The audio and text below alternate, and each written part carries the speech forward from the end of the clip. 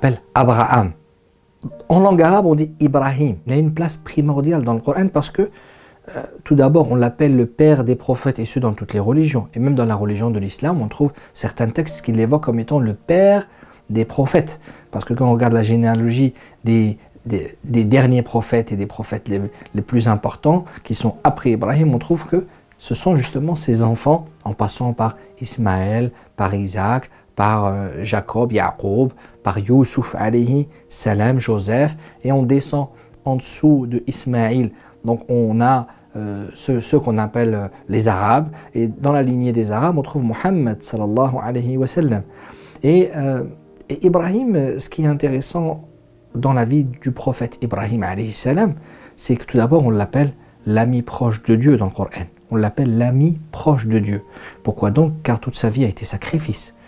Il s'est sacrifié pour son Seigneur et il a demandé durant toute sa vie d'avoir l'enfant, et Dieu ne lui a accordé l'enfant qu'aux derniers instants de sa vie. Et quand il lui a accordé, Dieu a voulu tester son amour pour lui. Est-ce que cet enfant qu'il a tant attendu pendant des années, est-ce qu'il allait altérer sa relation et son amour entre lui et son Seigneur, gloire et pureté à lui? Alors il lui a demandé de le sacrifier. Bien sûr, c'est un test. Dieu ne veut pas le mal. Ibrahim relève le défi et avec brio. Et il réussit l'évaluation de son Seigneur, car il essaie de sacrifier son fils.